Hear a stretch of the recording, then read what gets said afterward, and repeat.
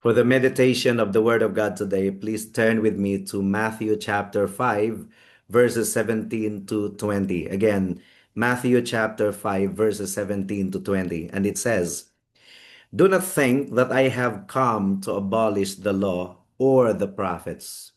I have not come to abolish them, but to fulfill them. For truly I say to you, until heaven and earth pass away, not an iota, not a dot will pass from the law until all is accomplished. Therefore, whoever relaxes one of the least of these commandments and teaches others to do the same will be called least in the kingdom of heaven. But whoever does them and teaches them will be called great in the kingdom of heaven. For I tell you, unless your righteousness exceeds that of the scribes and Pharisees, you will never enter the kingdom of heaven." May the Lord bless the proclamation of His word at this moment. Now imagine this, my dear friends.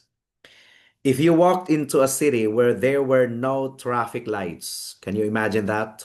No property rights and no statutes against violence, what would you call that city? You wouldn't call that freedom.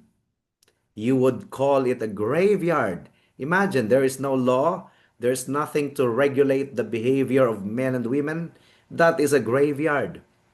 The truth is, human society require law for survival because we are not inherently inclined to do good to our neighbor. If we are left to ourselves, we could be as selfish as we could. Now, my dear friends, if human societies need laws to function, how much more does the vast government of the Creator require a standard? That's common sense. We have established in our meditation last time that God is our maker, and that's true. The basic relationship that exists between God and man is that of a creator-creature relationship. And as creator, God has absolute rights over us. And today, my dear friends, we establish that God is our lawgiver. As the creator, He has the right to give law in order for His creation or creature to follow. He does not suggest a way of life. He decrees it. He commands it. That's what our God is. He has the right to do it because the Creator has absolute right over His creatures. And if you are to ask me about the theme of our meditation today, the theme is this: the law of God is the holy reflection of His character, and we will expound on that later, given to expose our ruin and drive us to our remedy. And there are four parts of our meditation today. First, the nature of the law. Second, the summary of the law. Third, the perpetuity of the law. And fourth, the purpose of the law. And may the Holy Spirit help us in our meditation today. Let us first pray. Oh, dear Heavenly Father, we thank you so much once again for the freedom that you have given to all of us to meditate upon your word. And we believe that your word will not return unto you empty and void. It will accomplish its purpose. Your word is sharper than the two-edged sword. And according to your promise, O God, may it bear fruit of salvation to those who are not yet in the Lord Jesus Christ, and edification of our faith for all of the believers. And help your servant in proclaiming the undiluted message of the gospel today. And this we pray in Jesus' name. Amen and amen. The nature of the law. What is the nature of the law? If we will study the Bible, my dear friends, the nature of the law is a divine reflection of the holy character of God. That means the law of God is not an arbitrary list of rules God made up. No. It is the outward expression of His inward nature. What does it mean? Say, for example, do we believe that God is faithful? Oh, yes, God is faithful. And because God is faithful, He commands faithfulness. He commands fidelity. Do we believe that God is truth? Oh, yes. And because God is truth, He forbids lying. And therefore, my dear friends, the law is the expression of the character of God. And then the law is good. The law is good. Many laws of the land are bad. And many laws in many different countries could be so anti-Christian, persecuting Christian. But the law of God is good. Many people consider God's law as oppressive and burdensome, but the law is for our good. Psalm chapter 19 verse 7 tells us, "The law of the Lord is perfect, reviving the soul." And that means the law of God is for our benefit. The law of God is not abusive, it's not oppressive, it's for our benefit. It's just like when you buy a gadget or a complex machine, you need a manual. Yeah, that's right. You need a manual. And the law tells us how humanity was designed to operate. The law of God is our manual for living. And is someone exempted from the law of God? Of course. No one is exempted from the law of God. The law is binding. A citizen is subject to the law of the land, whether he likes it or not. A citizen in Tanzania is subject to the law of Tanzania, whether he likes it or not. And in the same manner, a creature in God's world is subject to the law of God, regardless of whether that person acknowledges the existence of God or not. Listen to John Bunyan. He says, "The law of God is a mirror. It does not wash the face, it shows where the dirt is. But you do not blame the mirror for the smudge it reveals." That's it. And the law of God serves as a mirror. It tells us our true spiritual condition. The law of God reflects the holy character of God, and the law of God also exposes our filthy nature. The mirror represents the Ten Commandments and God's holiness.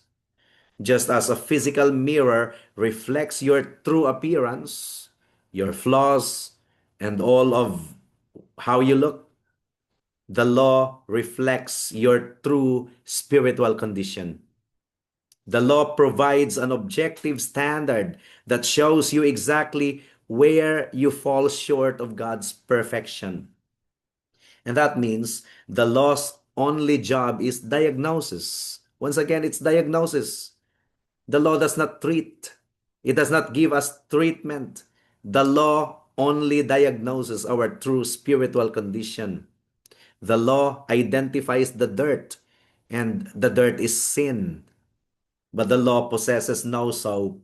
The law does not give any soap or grace to remove the filth. Many people try to wash themselves with a mirror by trying harder to keep the law. But that is impossible. God's requirement is perfect obedience, and you and I know that no one can obey the law of God perfectly. And so everybody fails. Nobody passes the standard of God. Now, people often get angry at God's standard or feel they are too harsh because those standards make them feel guilty. But the fault lies with the smudge or the person's sin, not the mirror, not the law. The law is holy, just, and good because it tells the truth. And what is the purpose of the mirror? The mirror's purpose is to make you so uncomfortable with your dirty face that you finally stop looking at yourself and run to the fountain of Christ for cleansing. That is the purpose of the law. And that leads us to our second point of our meditation today, the summary of the law. What is the summary of the law? Well, Jesus Christ summarized the law into two, loving God and loving neighbor. Jesus did not actually replace the Decalogue or the Ten Commandments. No, he did not replace them. he summarized its heartbeat into two great commandments. For example, the first table is our vertical obligation. The first table is Godward, our obligation to God. Remember, the greatest commandment is this: you shall love the Lord your God with all your heart, with all your soul, with all your mind, and with all your strength. And the second great commandment is this: love your neighbor as yourself. So, how do we love God? We love God by virtue of the first tablet of the law, our duty to God. We love God by the first commandment. The first commandment tells us, you shall not have any other gods before me. It tells us of unrivaled devotion, no other gods, because God will not share his throne to others. Isaiah chapter 42, verse 8 tells us, I am the Lord, and that is my name. I will not allow my glory to be given to another. How do we love God? Second commandment, we love God by giving him spiritual worship, no graven images. That means we worship him as he is, not as we imagine him. There should be no image that is abominable in the sight of God. Again, how do we love God? By virtue of the third commandment, reverent speech. Do not take the name of the Lord your God in vain. If you love God, you will not take his name in vain. And we treat his identity with awe. We treat his name with respect. And finally, how do we love God? By consecrating the Sabbath, by following God's consecrated time, the Sabbath, the Lord's day, a day set apart to stop our labor and feast on his grace. Now, in the old covenant, the Sabbath was on the seventh day. But in the new covenant, the Sabbath was transferred to the first day of the week because that is the day of Christ's resurrection. And then the second greatest commandment is this: love your neighbor as yourself. Well, how are we going to love our neighbor? That is our horizontal obligation, manward. How do we love our neighbor? Through the fifth commandment: honor your father and mother. That means respect for authority.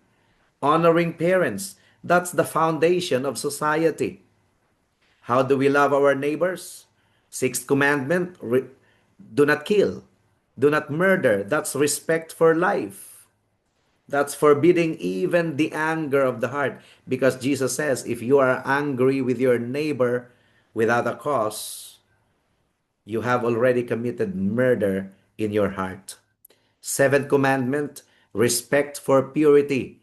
Do not commit adultery. You shall not commit adultery. That's demanding fidelity or faithfulness. How do you love your neighbor? By obeying the eighth commandment. Respect for property. You shall not steal. And how do you love your neighbor? Ninth commandment. Do not bear false witness. That's respect for truth. And finally, how do you love your neighbor? By exercising purity of desire. You shall not covet. Now, the law reaching into the secret motives of the soul. That's the 10th commandment. That's the summary of the law. Loving God and loving neighbor. And that leads us to the third point of our meditation today: the perpetuity of the law. A lot of denominations, especially the dispensationalists, they insist that the law of God is no longer applicable in the new covenant, that the Ten Commandments have already been abrogated because we are no longer under law but under grace. That's their interpretation of the language of Paul in Romans chapter 2. But that is not true. The law of God is not opposite to grace, and grace is not opposite to the law. That's the myth of abrogation. Many think Christ came to throw the law away. But Christ says the opposite. Matthew chapter 5 verse 17 says, do not think that I have come to abolish the law or the prophets. I have not come to abolish them, but to fulfill them. And that means there is only one God and there is only one law. And they insist that the law of Jesus Christ is different from the law of God in the Old Testament. No, but Jesus Christ says, I and my Father are one. If Jesus and the Father are one, meaning to say, the law of the Father is also the law of the Son. That means the law of the Father and the law of Jesus are one. The God who carved the law on stone in the old covenant is the Christ who carves the law on the heart. That's Hebrews chapter 8 verse 10. It says, "For this is the covenant that I will make with the house of Israel after those days, declares the Lord. I will put my laws into their minds and write them on their hearts, and I will be their God, and they shall be my people." So that's the new covenant reality. In the new covenant, the law is not removed, but it is internalized. The Holy Spirit gives the believer a new desire to love the standard he once hated. Remember, Jesus says, "If you love me, keep my commandment." Which commandment? The Ten Commandments, the Decalogue, the Ten Commandments that reflect the holy character of God. I and my Father are one, and that means the law of God, the law of the Father, is the same as the law of Jesus Christ. That's why Paul tells us in Romans chapter 3, verse 31, where it says, "Do we then overthrow the law by this faith? By no means. On the contrary, we uphold the law." And that is why the pillar of truth, Reformed Gospel Ministry, really upholds the law. And that leads us to our fourth and final point of our meditation today, the purpose of the law. What is the purpose of the law? What is the benefit of the law to any person?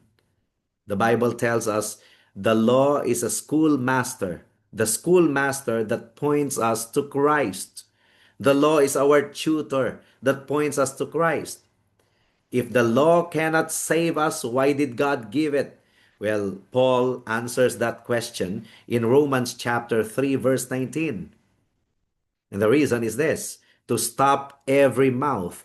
Romans chapter 3, verse 19 tells us, "Now we know that whatever the law says, it speaks to those who are under the law, so that every mouth may be stopped and the whole world may be held accountable to God." What does it mean? The law functions as a silencer to our self-righteousness because people are natively self-righteous. They are good in their own eyes. Now, the purpose of the law is to make us disillusioned of the so-called self-righteousness. We are not righteous. There is no one righteous, no, not even one. All of our good works are just filthy rags in the sight of God. That's the function of the law. The law functions as a silencer to our self-righteousness because the law proves us that we are lawbreakers by nature. That's what First John chapter 3 verse 4 tells us. It says, "Everyone who makes a practice of sinning also practices lawlessness." Sin is lawlessness. Now, if you promote that in the new covenant there is no more law, then how are you going to understand what sin is? The Bible tells us that sin is lawlessness, meaning to say no law. No law. We have to study the law in order to inform sinners that they are sinners, in order to inform people that they are sinners, that they cannot save themselves, that they are under God's wrath and condemnation. And through the law, we tell people to run to Christ, to fly to Christ. The law tells us you are guilty sinner. You cannot save yourself. The law does not offer us the remedy, but the law points us to the only remedy, who is Jesus Christ, our Lord. And the law also is given to direct the sinner. The law is a schoolmaster Galatians chapter 3 verse 24 tells us, "So then the law was our guardian until Christ came in order that we may be justified by faith."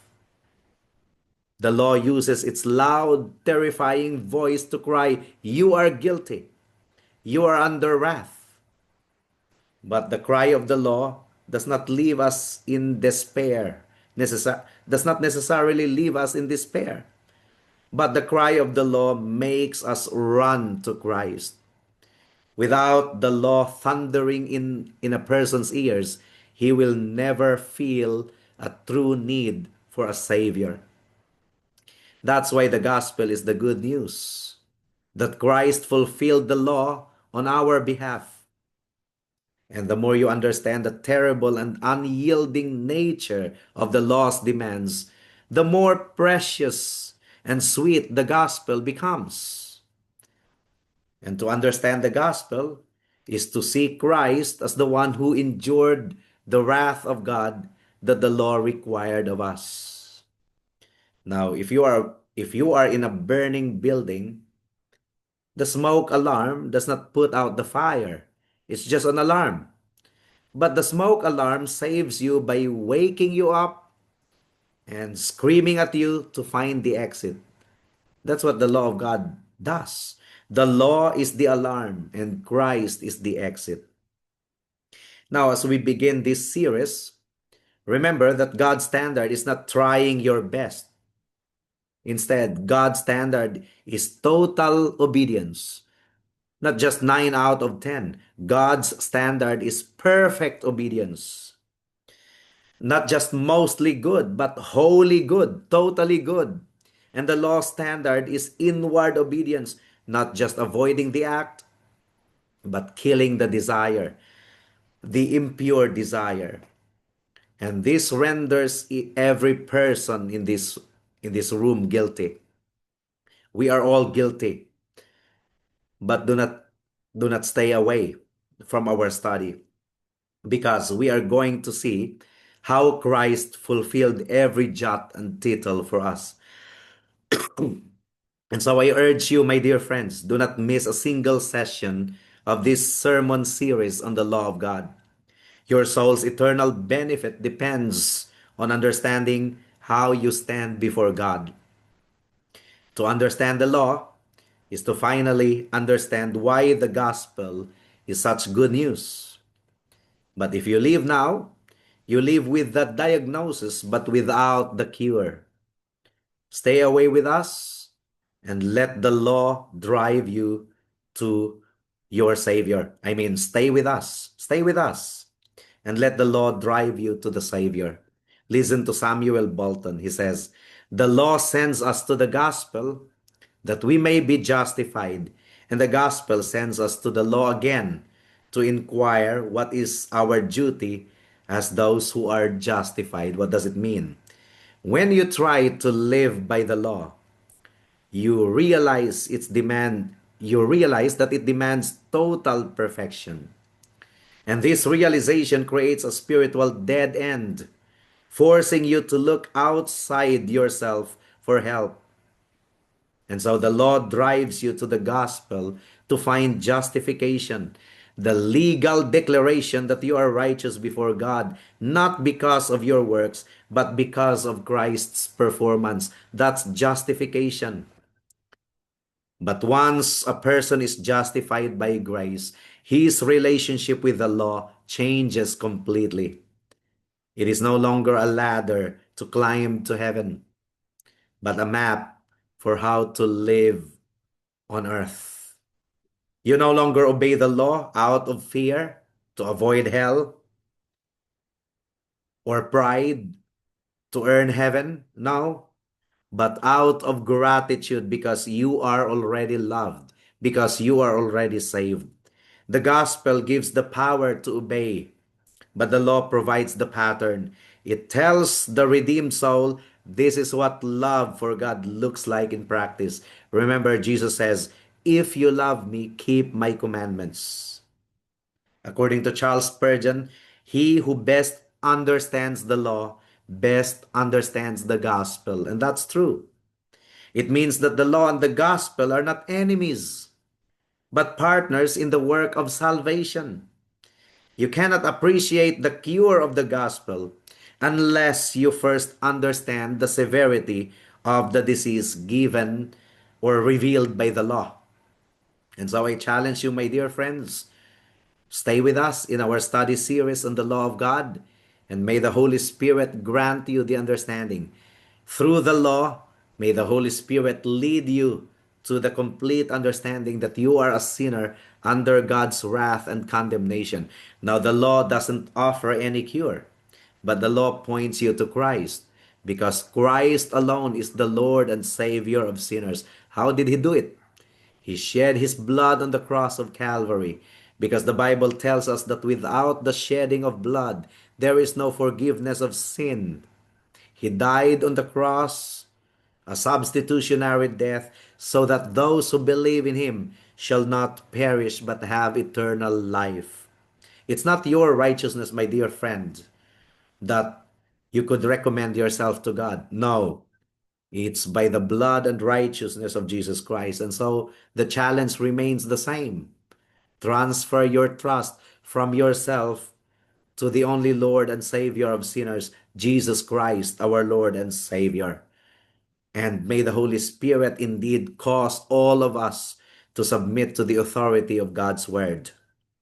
And to our friends who are not yet in the Lord Jesus Christ, just remember this: the standard of God is perfect obedience. You cannot do it, but the good news is that Jesus Christ, the Son of God, became man without ceasing to be God. And because he represented sinners like us, his perfect obedience becomes our perfect obedience if you repent of your sins and believe in Christ. His blood, the sacrifice of his blood, is reckoned to us. It covers all of our sin. It washes all of our sins away. Your only hope is the righteousness of Christ, and your only hope is the blood of Christ that washes away all of your sins. Come to Jesus Christ right now, my dear friend. Repent of your sin and believe in the Lord Jesus Christ alone. Now do so right now, for tomorrow may be too late. Let us pray. Oh, dear Heavenly Father, thank you so much for this introductory lesson on the law of God. And we pray that indeed you will use this series in order to bring people to Christ. Thank you, O God. In Jesus' name we pray. Amen and amen.